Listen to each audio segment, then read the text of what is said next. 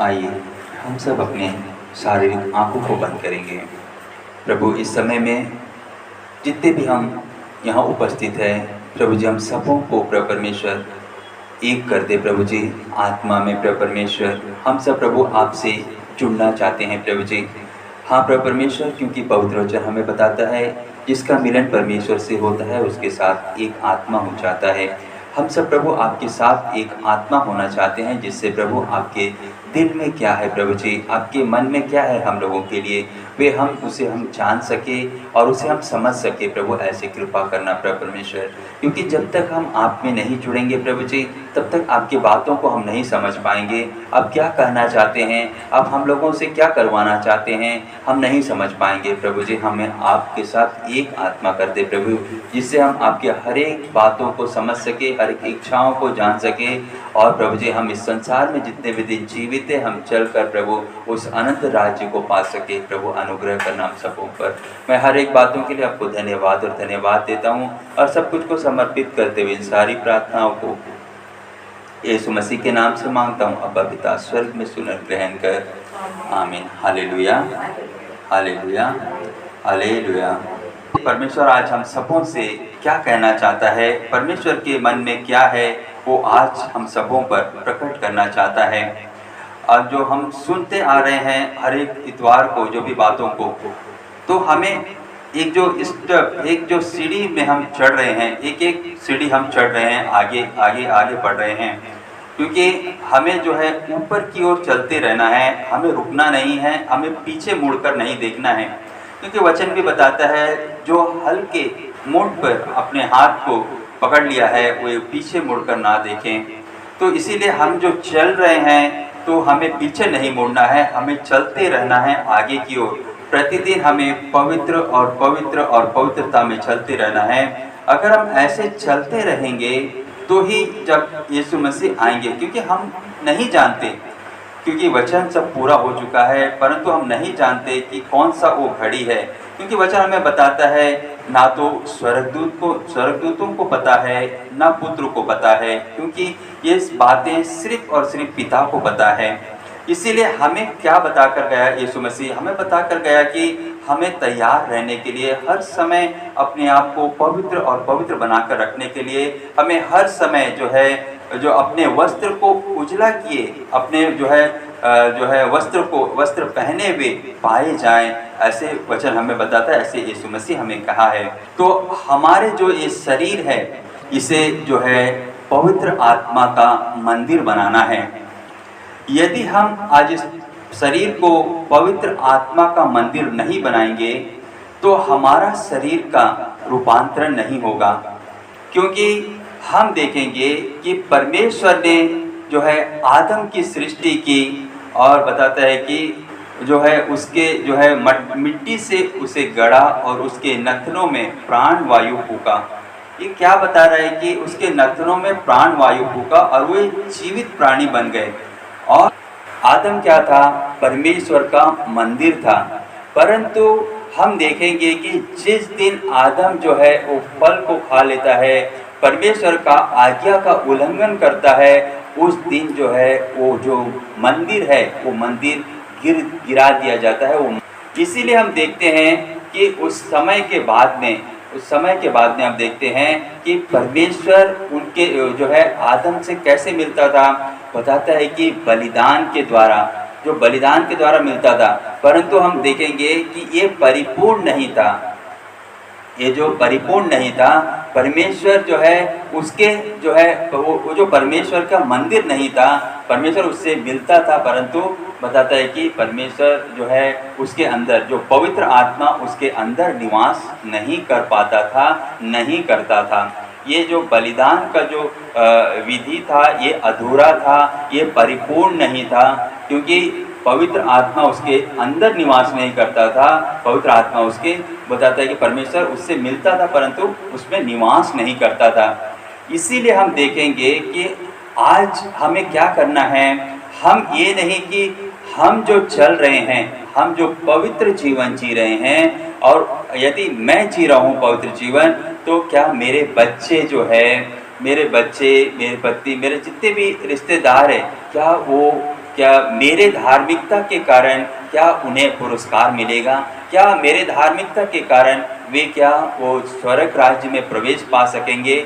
हम देखेंगे ऐसा नहीं कर पाएंगे, ऐसा नहीं कर सकते, क्योंकि पुराना समय में हम देखते हैं कि ऐसा होता था।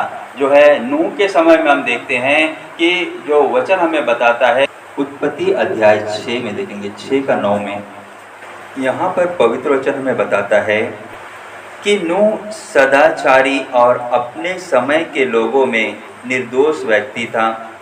वह ईश्वर के मार्ग पर चलता था। बताता है कि उस समय में क्या था।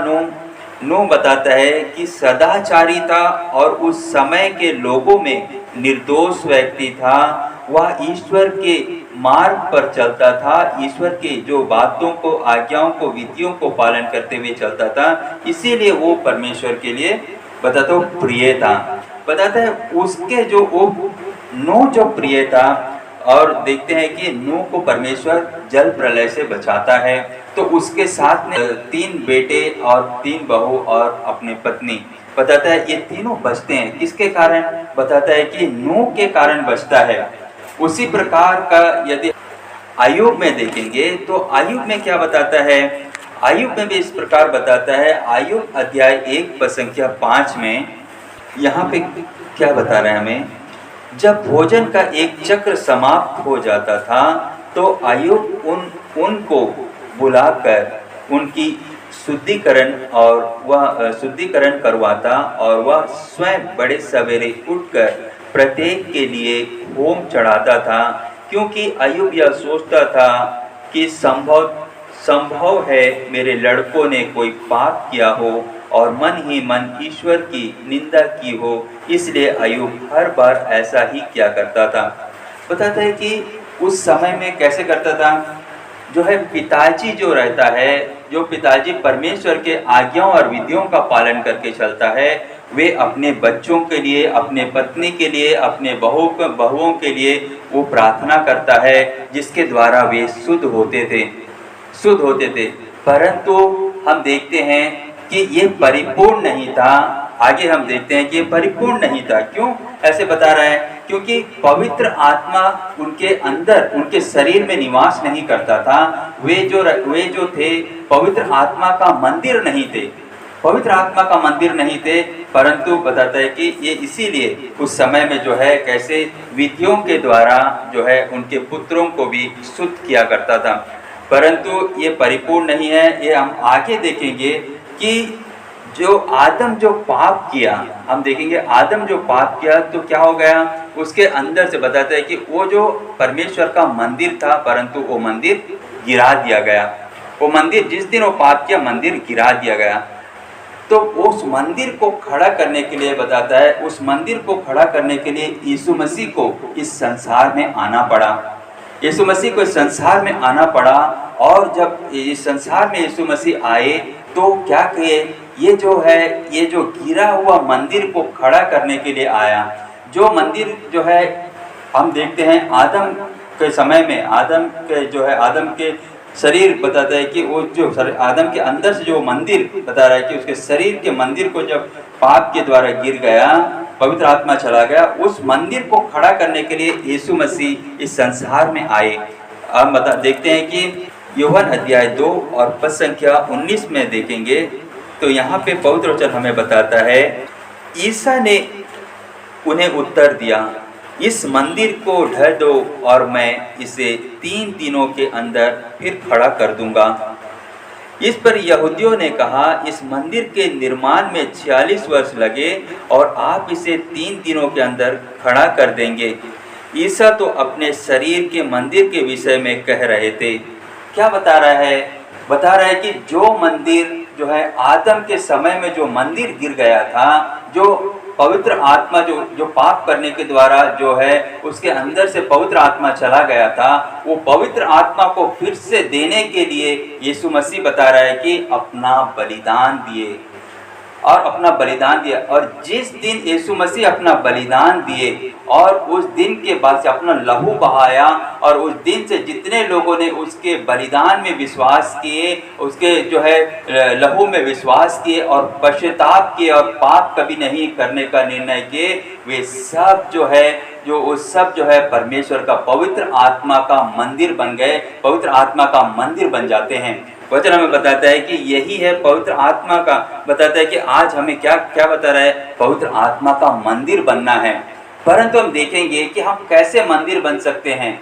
क्या ये संसार में हम देखते हैं, ये संसार में जो है बहुत से विधियों को देखते हैं, लोग जो है कलीसियाओं में जाते हैं और जो है इस प्रकार का बहुत से सभाओं में जाते हैं। क्या ऐसे कलीसियाओं और सभाओं में जाने के द्वारा क्या एक व्यक्ति क्या उस जो है परमेश्वर के राज्य में पहुंच सकता है, क्या अनंत जीवन को पा सकता है? हमें देखना है, जब तक एक व्यक्ति जो है परमेश्वर का पवित्र आत्मा का मंदिर नहीं बनेगा, तब तक जो है वो राज्य में, परमेश्वर का राज्य में प्रवेश नहीं कर सकता। क्योंकि वचन हमें बताता है जो है रोमियो अध्याय 8 में 8:11 में बताता है, तो यहाँ पे बताता है, जिसने ईसा को मृतकों में से जिलाया, यदि उसका आत्मा आप लोगों में निवास करता है, तो जिसने ईसा मसीह को मृतकों में से जिलाया, वह अपने आत्मा द्वारा जो आप में निवास करता है, आपके नश्वर शरीर को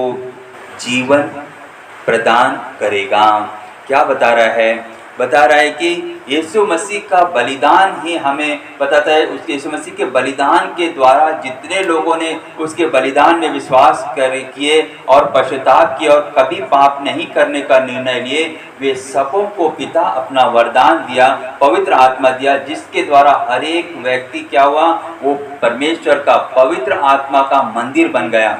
यदि पहला कुरिन्थी अध्याय 3 पद संख्या 16 में देखेंगे तो यहाँ पे बता रहा है, क्या आप यह नहीं जानते कि आप ईश्वर के मंदिर है और ईश्वर का आत्मा आप में निवास करता है? यदि कोई ईश्वर का मंदिर नष्ट करेगा तो ईश्वर उसे नष्ट करेगा, क्योंकि ईश्वर का मंदिर पवित्र है और वह मंदिर आप लोग हैं। यहाँ पे वचन बताता है कि हम क्या है, हम बता रहे हैं कि ईश्वर के मंदिर है, बता रहे हैं कि ईश्वर का आत्मा हम में निवास करता है।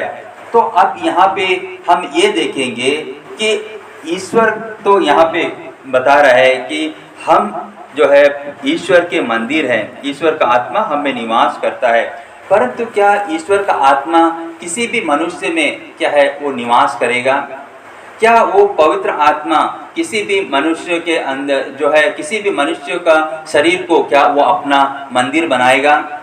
ये हमें देखने की ज़रूरत है इस जगह में। क्योंकि मैंने कहा कि कोई भी व्यक्ति यदि कलीसिया में जा रहे हैं या किसी सभा में जा रहे हैं, जैसे कहीं जो है प्रेयर मीटिंग में जा रहे हैं, वो कहीं भी जाए, परंतु एक व्यक्ति यदि अपना शरीर को शुद्ध नहीं किया है, अपना पुराना आचरण को नहीं छोड़ा है, वो अपना स्वभाव को नहीं छोड़ा है, वो अपना घमंड को नहीं छोड़ा है, वो अपना शरीर की वासना को नहीं छोड़ा है, तब तक जो है परमेश्वर का मंदिर कैसे बन सकता है?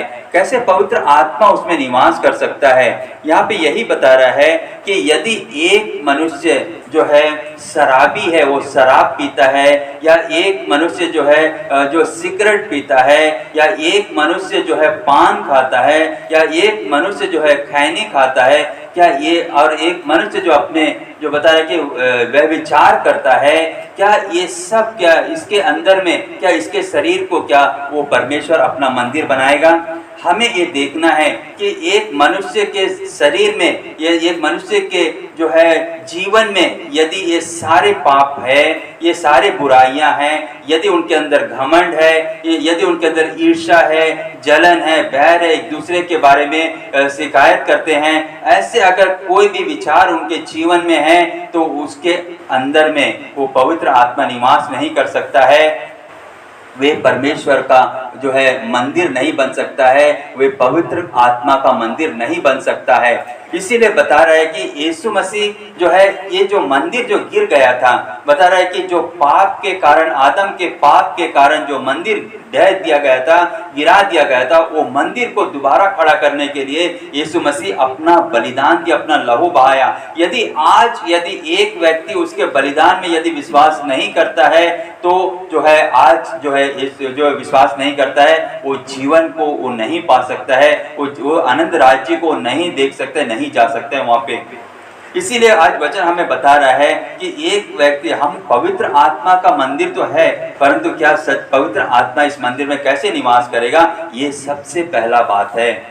सबसे पहला बात है, यदि एक व्यक्ति कहीं भी चला जाए, वो कहीं भी तीर्थ यात्रा में चला जाए, वो कहीं भी पूरे यरूशलेम घूमकर आ जाए, यीशु मसीह जहाँ जहाँ चला था वहाँ चल जाकर आ जाए, जो यीशु जो है कहीं भी जाके आ जाए, परंतु यदि एक व्यक्ति अपना जीवन का रूपांतरण नहीं किया है, अपना स्वभाव को नहीं बदला है, तो उसमें वो जीवन को नहीं पाएगा, उसके अंदर वो जो है पवित्र आत्मा नहीं आएगा। यदि वो पवित्र आत्मा नहीं आएगा, तो उसके मृत शरीर को दोबारा जीवन नहीं मिलेगा, उसे जो है जब जीवित किया जाएगा तो उसे अधोलोक जाना पड़ेगा। इसीलिए परमेश्वर आज हम सबों से कह रहा है कि अपना जीवन का हमें रूपांतर का, हमें इस शरीर को परमेश्वर का मंदिर बनाना है। सबसे पहला बात ये है, परमेश्वर आज हम सबों से यही कहता है, परमेश्वर के मन में, परमेश्वर के दिल में यही बातें हैं कि हर एक व्यक्ति जो है परमेश्वर का मंदिर बन जाए, हर एक व्यक्ति जो है पवित्र आत्मा का मंदिर बन जाए। परमेश्वर का योजना यही है, परमेश्वर का इच्छा यही है, परमेश्वर का मन में यही बातें हैं, परमेश्वर के दिल में यही बातें हैं, यही कहना चाहता है। परंतु हमें इस मंदिर में बता रहा है कि यदि कोई इस मंदिर को नष्ट करेगा, परमेश्वर उसे नष्ट करेगा, क्योंकि ये मंदिर पवित्र है, बता रहा है। तो इसे आज लोग जो है इसे नष्ट कर रहे हैं, इस संसार के गंदगी, संसार के चीजों में, अपने शरीर की वासना के कारण, आंखों के लोभ के कारण, इस शरीर को खुश करने के कारण, जो है इस शरीर में जितने भी भोग विलास के कारण ये शरीर को नष्ट कर दे रहे हैं, ये मंदिर को नष्ट कर दे रहे हैं, जिसके द्वारा परमेश्वर चेतावनी दे रहा है कि जो है ऐसे कर रहा है, उन्हें परमेश्वर दंड देगा, उन्हें नष्ट करेगा। वे जो है आनंद राज्य के सहभागी नहीं बन सकते, आनंद राज्य में प्रवेश नहीं कर सकते, क्योंकि यही बता रहा है कि हमें जो आज जो हम जी रहे हैं, हमें हर एक बातों को देखना है कि सचमुच क्या मेरा ये शरीर परमेश्वर का मंदिर है, क्या सचमुच मेरा ये शरीर जो है परमेश्वर का जो पवित्र आत्मा का मंदिर है। आज हर एक व्यक्ति अपने आप को जांचना है, देखना है कि मेरे जीवन में ऐसे कोई गड़बड़ी तो नहीं है, मेरे जीवन में ऐसे कोई पाप तो नहीं है जो है पवित्र आत्मा को मेरे अंदर आने के लिए, मेरे शरीर को अपना मंदिर बनाने के लिए रुकावट है। आज हमें देखना है, हमें मनन करना है इस बातों पर, जिसके द्वारा जो है अपने आप को शुद्ध और पवित्र कर सके। अगर ऐसा नहीं करेंगे तो हम देख रहे हैं कि हम जो समय में जी रहे हैं, ऐसे समय में हमें हर एक बातों पर ध्यान देना है, हर एक बातों को हमें देखना है, जो है नहीं तो हम जो भटक जाएंगे, मार्ग से भटक जाएंगे, हम जो है गलत मार्ग पे चले जाएंगे, जिसके द्वारा जो है अधोलोक है, नरक है। इसीलिए परमेश्वर आज हमें बता रहा है कि अपने शरीर को जो है परमेश्वर का मंदिर बनाना है, क्योंकि यीशु मसीह हम लोगों के लिए अपना बलिदान, अपना लहू इसीलिए बहाया, जिसके द्वारा जो मंदिर ढह दिया गया था, जो मंदिर गिरा दिया गया था आदम के समय में, उस मंदिर को फिर से खड़ा करे, इसीलिए यीशु मसीह अपना बलिदान दिया। परंतु यदि आज हम लोगों ने इसे नहीं देखा है, नहीं जाना है, तो हमें जानने की जरूरत है कि यीशु मसीह क्यों इस संसार में आए, क्यों अपने आप को जो है लहू बहाया, क्यों बहाया। हमें हर एक को देखना है, जानना है। परमेश्वर आज हम सबों से यही कह रहा है कि अपने आप को तैयार करें, अपने आप को देखें, अपने आप को जांचें कि कहीं हमने जो है परमेश्वर के विरुद्ध में कोई अपराध तो नहीं किया है, क्या हमने जो है वचन के अनुसार जो है हमारा मार्ग क्या है, गलत तो नहीं है। हमें आज हर एक बातों को जांचना है, जिसके द्वारा जो है परमेश्वर की इच्छाओं के अनुसार हम चल सके, हमारा शरीर जो है परमेश्वर का मंदिर बन जाए, जिसके द्वारा यदि हमारा मृत्यु हो गई, तो यीशु मसीह जब आएंगे तब वो पवित्र आत्मा के द्वारा हमें जो है जीवित किया जाएगा, हमारा रूपांतरण होगा। अगर उस समय तक यीशु मसीह के आने तक जो जीवित होगा, जीवित रहेगा, यदि वो पवित्र आत्मा जो पाकर चल रहे हैं तो उसका जो है शरीर महिमा का शरीर में रूपांतरण होगा, नहीं तो नहीं होगा। परमेश्वर आज हम सबों से यही कह रहा है। Hallelujah, hallelujah, hallelujah.